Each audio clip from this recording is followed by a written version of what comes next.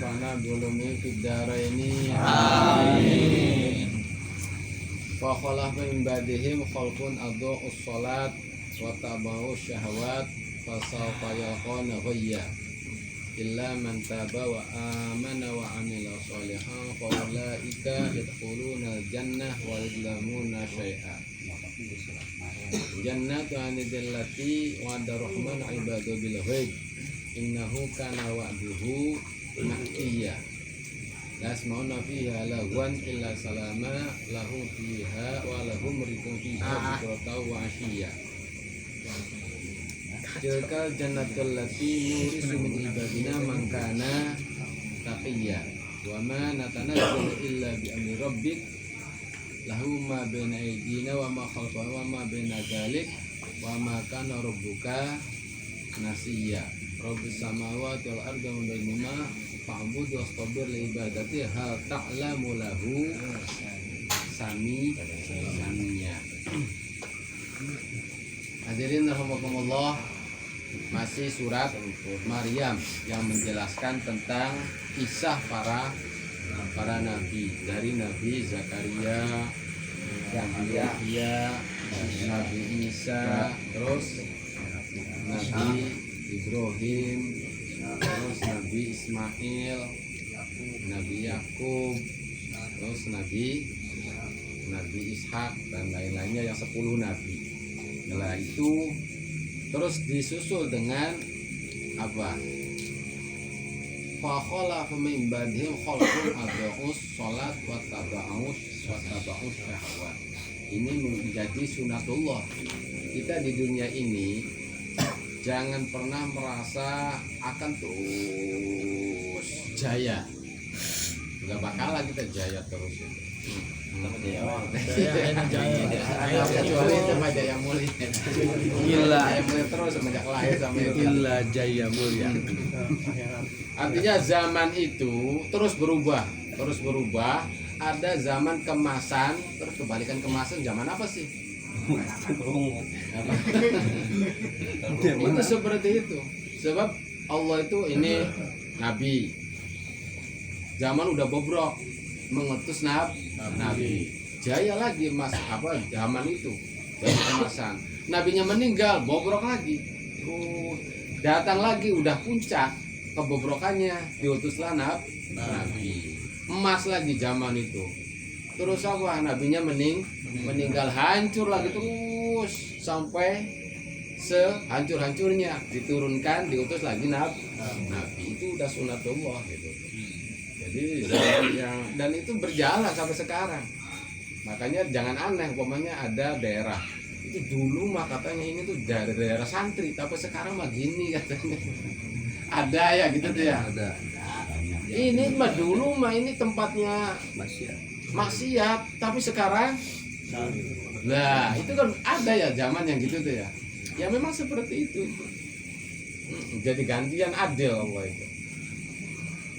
Zaman Nabi itu zaman emas, pokoknya kalau zaman di situ ada zaman ini zaman kemasan. Tapi nabinya udah meninggal, pasti akan turun sampai ke bawah. Lalu datang lagi Allah mengutus lagi nabi. Dan itu daerah-daerah lain juga seperti itu. Dulu ini mah tempat yang luar biasa, tempat maksiat. Di mana sih? Kamar tunggak. Kamar tunggak. Sekarang menjadi pesantren, jadi masjid gitu. Dulu ada ya tempatnya para itu orang hebat-hebat, santri. Justru sekarang jadi lah. Dulu mah ada kiai itu mah zaman ini tuh aduh tiap apa orang tuh kalau Ramadan rajin sekarang mah udah nggak ada yang bener orangnya katanya.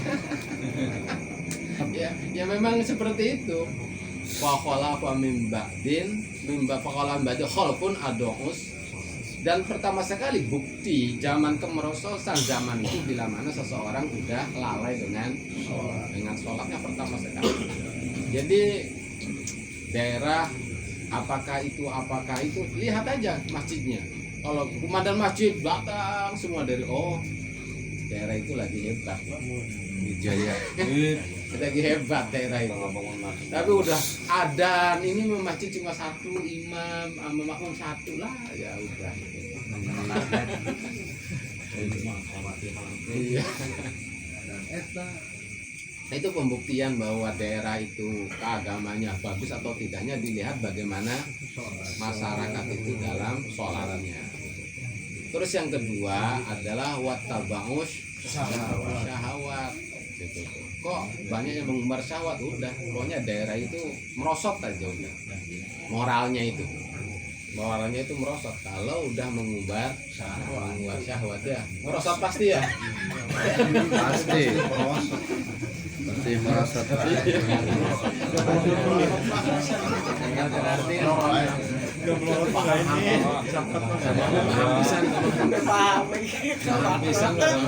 Manis dan gula.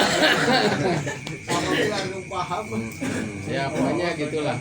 Jadi barometer suatu daerah apa itu agamanya lagi bagus atau tidak dilihat dari masyarakatnya, dalam arti dalam masalah sholat, terus masalah syahwat gitu.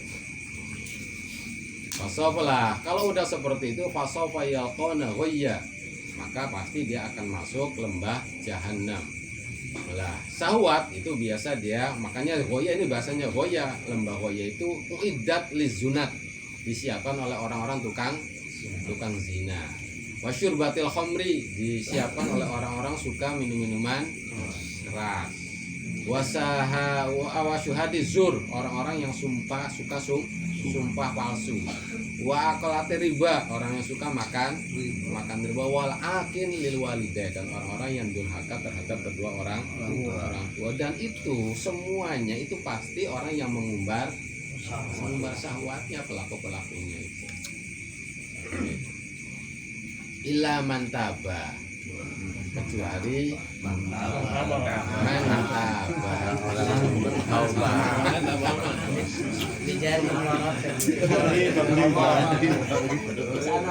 Jadi ini adalah suatu anugerah Allah. Umpamanya kita udah terpuruk, jangan putus asa. Selama kita masih hidup masih ada harapan. Udah tinggal tobat saja. Umpamanya itu udah tinggal tobat. Terus wa amana wa amila sholihah. Faulaika yadkhuluna jannah wa la yudlamuna syai'a. Umumnya kita udah pernah ke lembah hitam, udah pernah terpuruk dalam masalah, udah kita tahu tentang itu, langsung kita tabat, kita iman, terus kita beramal soleh. Maka sama dengan zaman emas, masukkan ke surga. Wa la yudlamuna syai'a, dan tidak dizalimi sama sekali. Nah, surga itu adalah jannatu allati wa'ada rahman ibadu bil ghaib. Surga itu adalah ajuna adnan yang Allah siapkan, janjikan kepada hamba-hambanya yang iman kepada hal yang gaib. Jadi umpamanya ada orang melihat surga di dunia, itu sebenarnya bukan surga yang sebenarnya. Orang yang melihat neraka posisinya di dunia, sebenarnya dia bukan melihat neraka yang sebenarnya. Walaupun ya bisa-bisa saja dia bermimpi masuk surga, kan bisa itu. Orang mimpi melihat neraka atau dimasukkan ke, bisa-bisa, tapi dalam mimpi itu bukan surga atau neraka yang sebenarnya. Sebab bahasanya di sini apa? Ibadahu bil jannat, ada ibadahu bil ghaib ay ghaibina anha. Bahwa ibuna anna, orang itu tidak bakal melihat surga yang sebenarnya. Jadi umpamanya kita sholat, umpamanya kasyaf melihat surga, melihat neraka, itu ya cuma gambaran tamatul, sebagaimana malaikat Jibril dia memperlihatkan kepada Siti Maryam, Fatamah salah basaron sawiyah.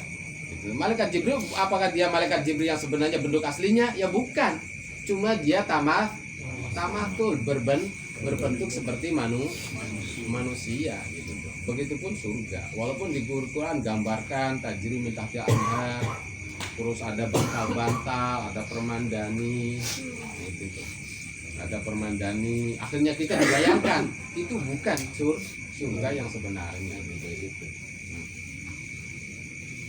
Innahu kana wa'duhu matiya, dan itu adalah janji Allah, pasti janji Allah akan terbukti. La yasma'una fiha lagwan illa salama. Di surga itu tidak ada ucapan-ucapan yang tanpa faedah, tanpa arti. Semuanya itu kalam-kalam yang baik. Walahum fiha walahum rizqum fiha bukrata wa ashiya, dan di dalam surga nanti kita dapat rezeki pagi dan sore. Enggak usah nyari, beda di dunia ya. Capek Mang Jen ya. Kepengen mangan anak istri atuh. Padahal sih belum, Mang Jen itu belum enggak ngasih nafkah istri, udah cuma anak saja udah capek itu. Ya Mang Jen ya. Yang lain kan udah anak istri. Ini cuma istri aja udah capek. Tapi nanti di sana mau udah disiapkan semuanya, nggak capek-capek. Makanya ya susahnya bagaimanapun di dunia itu apa? Jangan kita dibuat susah. Makanya kan ada bahasa umpamanya kamu usianya 1000 tahun, dan 1000 tahun di dunia kamu itu tidak ada enaknya. Yang ada itu hanya susah. Tidak ada susah, tidak ada enaknya lah 1000 tahun itu. Masuk ke surga udah lupa semua itu, bahkan seperti tidak pernah mengalami susah gitu. Walaupun di dunia itu selama 1000 tahun tidak ada enaknya. Masuk surga, langsung masuk surga, udah hilang semua yang namanya kesusahan yang selama 1000 tahun. Apalagi kita udah di dunia ada enak, ada susah ya. Tenang aja. Kan nanti jawabannya di ayat yang selanjutnya. Lah, jadi ini menjelaskan tentang kenikmatan surga. Sebenarnya di surga itu tidak ada matahari, wala samsau wala zamhariroh, tidak ada panas, tidak ada matahari, tidak ada yang namanya pagi, tidak ada yang namanya sore. Kenapa di sini disebutkan bukrata wa ashiya? Sebab biasanya yang namanya makan itu biasanya makanan pagi, makanan sore. Makanya walahum rizquhum fiha bukrata. Walaupun sebenarnya tidak ada di surga itu yang namanya waktu pagi, waktu sore tidak ada. Cuma tahu waktu makan gitu tuh. Ada waktu makan. Dan biasanya orang Arab itu paling senang waktu itu kalau waktu pagi, waktu sore, sebab waktunya nyantai gitu. Hanya tuh walahum rizquhum fiha bukrata wa ashiya. Terus ya tidak ada malam, tidak ada siang surga itu. Tidak ada, jadi tidak terang, tidak gelap. Jadi seperti kalau gambaran seperti padang bulan ya, seperti itu. Jadi apa sih kalau cuaca gitu tuh? Tidak panas, tidak tidak dingin, tidak terang, tidak gelap remang-remang gitu. Iya, sejuk. Dia tidak ada sore, terus yang namanya tidak ada tidur di sana juga. Jadi ya tidak ada yang namanya itu tidak ada waktu istirahat. Waktu udah istirahat tuh maksudnya itu karena habis capek. Itu kata-kata istirahat biasanya didahului dengan capek. Sebab kenapa tidak ada istirahat? Karena tidak ada capean di sana. Enak, nikmat. Jami ya cuma ada bahasa gambaran. Kita kan kadang-kadang ada kejenuhan ya. Pagi umpamanya siang terus ya jenuh, malam terus. Tapi di surga itu tanda untuk menghilangkannya itu kalau ada malam, umpamanya kalau kita kan seperti apa gordeng tuh. Kalau waktunya itu tertutup sendiri. Gitu tuh. Pintu-pintu tertutup sendiri. Tapi bukan berarti dia waktunya istirahat, terus waktunya tidur, bukan. Tapi kalau udah itu nanti udah waktunya lagi terbuka sendiri semuanya. Pokoknya nikmat banget lah.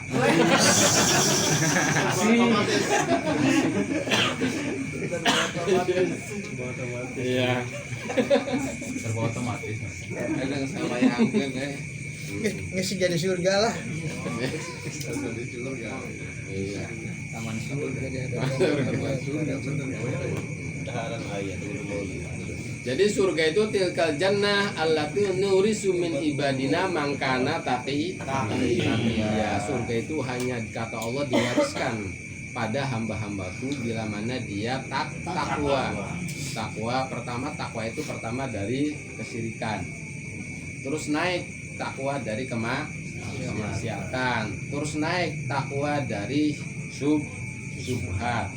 Takwa pertama dari kesyirikan, dari kemaksiatan, terus dari subhat. Terus naik lagi puncak takwa dari fudulat, hal-hal yang tidak ada manfaatnya walaupun mubah. Orang takwa asli tinggi itu dia ditinggalkan walaupun tidak dosa sebab tidak ada manfaat. Jadi tingkatannya itu dari syirik, dari maksiat, dari subhat, dari fudulat. Lah, orang-orang yang mampu seperti itu dia akan dimasukkan ke surga. Nah, wa ma tanazzalu illa bi amri rabbik. Lah, ini menurut satu tafsir yang mana disetujui oleh pengarang tafsir Jalalain. Pernah Nabi kisahnya itu kembali lagi ke atas. Pernah Nabi dites oleh orang musyrikin Arab. Bagaimana cara mengetes Nabi supaya Nabi itu tidak bisa menjawab. Akhirnya ngirim utusan ke orang ahli kitab di Madinah. Ini ada orang aku Nabi. Coba kasihlah saya pertanyaan sekira-kira Nabi itu tidak bisa menjawab. Lah akhirnya dikasih pertanyaan oleh ahli kitab itu 3. Yaitu pertama tentang apa yang namanya roh. Kedua, bagaimana ceritanya Ashabul Kahfi. Ketiga, bagaimana ceritanya Raja Dzulqarnain. Kalau dia nabi, dia cuma mampu menjawab 2, tidak menjawab satu. Kalau dia tidak bisa menjawab semuanya, dipastikan bukan nabi. Kalau dia menjawab semuanya, juga dipastikan dia bukan nabi. Kalau dia nabi beneran cuma menjawab 2, tidak menjawab 1. Akhirnya datang, nih pertanyaannya 3 ditanya oleh Nabi. Kata Nabi, besok nanti jawab. Nah, tidak bahasa insya Allah besok saya jawab semua pertanyaan itu. Nyatanya nggak turun ini gitu. Ada yang semalkan sampai setengah bulan, bahkan ada yang mengatakan sampai 40 hari. Orang kafirnya gimana Muhammad? Jawabannya nanti dulu besok. Juga datang lagi malaikat Jibril itu. Lah akhirnya apa? Pas sudah lama datang malaikat Jibril. Akhirnya kenapa engkau malaikat? Saya ditunggu-tunggu. Ini tuh saya tuh dapat pertanyaan dari orang kafir Quraisy. Saya udah jawab nanti besok. Kamu nggak turun-turun. Akhirnya malaikat Jibril wa ma natanazzalu illa bi amri rabbik. Saya itu tidak turun memberi wahyu kecuali dengan perintah Allah. Lah Allah tidak merintah ya, saya tidak bakalan turun walaupun engkau sangat membutuhkan. Lahu ma baina aidina wa ma khafana wa ma baina dzalik wa ma kana rabbuka nasiya. Allah itu punya apa yang ada di depan kita, apa yang di belakang kita, dan apa yang ada di keduanya. Sebab zaman itu cuma 3. Ma baina aidina wa ma khalfana wa ma baina dzalika. Esok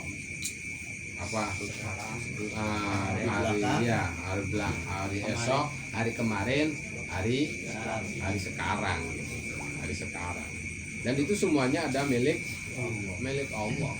Wa maka rabbuka nasiya, dan Tuhanmu sama sekali tidak pelupa. Lah kata Imam Syafi'i, ayat ini 2 ayat ayat wala yudlamuna syai'a. La yudlamuna syai'a dengan wakana rabbuka nasiya. Itu ayat bagi orang yang dolim itu jadi semacam anak panah yang akan memanahnya. Tapi bagi orang yang dolimi itu ibarat balsam penawar. Kita sebenarnya umpamanya ada yang mendolimi kita, ada yang menyakiti kita, kita tidak usah balas, tidak usah marah, tidak usah balas. Cukup dengan wa ma kana rabbuka nasiya. Allah tidak akan melupakan akan kedoliman kamu, akan semuanya akan dibalas. Udah, kita mau biarin saja udah. Allah tidak bakalan lupa. Kadang-kadang kita sendiri lupa. Allah tidak akan lupa. Oh, kamu telah berbuat kepada si A. Udah dipasrahkan saja. Kita nggak usah membalas, nggak usah pusing sebenarnya gitu. Sebenarnya mah bahwa makan orang bukan nasiya. Wama apa wala yudlamu syai'a. Nah, yang terakhir lahu rabbus samawati wal ardi wa ma bainahuma fa'budhu wastabir liibadati. Allah adalah Tuhan yang menguasai langit juga bumi dan apa yang diantara keduanya. Fa'bud, maka sembahlah dia. Memang Tuhan kita itu sangat keren ya. Beda dengan Tuhan-Tuhan yang lain, keren sekali. Iya, sangat keren. Makanya kenapa kita mesti pusing dengan punya Tuhan yang sangat keren itu. Iya, betul nggak Bang Jan? Iya. Iya istimewa masa. Kita berarti super. Rabbus samawati wal ardi wa ma bainahuma fa'bud wastabir liibadati. Lah ini redaksinya pas kayaknya wastabir. Beda sobar, tasobur dengan istibar. Itu beda. Nah, sobar, istibar dengan tasobur. Tafa'ala ifta'ala berarti istobaro. Kalau istobaro berarti kesabaran kita tidak cukup sekali terus menerus wastobir liibadati. Oh, kita ternyata yang namanya ibadah kepada Allah itu kesabaran yang ekstra, yang terus menerus. Itu sebab bahasanya wastobir gitu tuh, wastobir. Makanya dalam surat apa sih? Iya, apa sih isbiru wasobiru? Kalau isbiru wasobiru itu berarti kita saling mensupport untuk kesabaran. Watawasau bil haq, watawasau bis sabr. Berarti isbiru wasobiru berarti kita saling mensupport untuk sabar. Berarti orang sabar saja ya. Itu lagi ngamalkan waso biru ya, sabar kapan? Jangan seperti itu lagi ngamalkan waso biru ya. Isbiru waso saling mengajak kesabaran. Waro itu. Dan dalam surat lain kan lanas al-ka rizqan nahnu narzuquk wal aqibatu lil muttaqin. Wastabir li ibadati. Ya, pokoknya kenapa bahasanya istibar? Sebab itu menunjukkan bahwa kita ibadah kepada Allah itu perlu kesabaran yang ekstra. Sebab di annal ibadat datu syadaid itu mempunyai banyak berat wa masyak. Fakanahu kila asbatal ibadati rabb la yadiku sadruk. Maka seakan-akan itu Allah memberi perintah kepada kita, usbut li ibadati rabb, tetaplah engkau ibadah kepada Allah. Wala yadik sadruk min qawli kafir, jangan engkau merasa sempit dadamu dengan perkataan-perkataan orang kafir. Hal ta'lamu lahu samia. Adakah Allah itu punya Tuhan seperti mereka yang sangka itu, bahwa seperti Uzair sebagai Allah, ada Tuhan namanya Uzair, ada Tuhan namanya Isa. Itu tidak. Ada Tuhan namanya Lata, ada Tuhan namanya Uzza. Yang namanya Tuhan itu namanya Allah, namanya Ar-Rahman, namanya Rabbus samawati wal ardi wa ma bainahuma. Memang Tuhan yang layak, yang paling pantas untuk kita sembah. Ya udah, hadirin rahimakumullah, pada malam ini menjelaskan tentang kisah para nabi sesudah zaman keemasan. Umpamanya terjadi zaman keemasan, kita hidup di zaman keterpurukan, tetap kita masih dikasih kesempatan. Sebab ada istilah ilaman taba. Sebab dengan kita menjadi orang yang jadi istisna di sini sama kita semuanya masuk surga. Yang surga itu adalah kenikmatan yang tidak bisa digambarkan. Yang ada di surga malah ainun ra'at tidak pernah dilihat oleh mata, udhun tidak pernah dengar oleh telinga, juga wala khatara ala qalbil basar, tidak pernah terbersit dalam alam pikiran manusia. Terus juga tentang bagaimana kita harus meyakini tentang Tuhan kita, bahwa Tuhan kita lahu ma baina aidina wa ma khalfana wa ma baina dzalik. Itu berarti kondisi kita itu semuanya dipegang oleh Allah. Terus Tuhan kita adalah Rabbus samawati wal ardi wa ma baina huma, yang mempunyai langit, bumi juga yang kedua. Coba mau apa lagi gitu itu. Sebenarnya mah udah apa nikmat lah. Tinggal kita ibadah. Wallahu alam. Ya, enggak.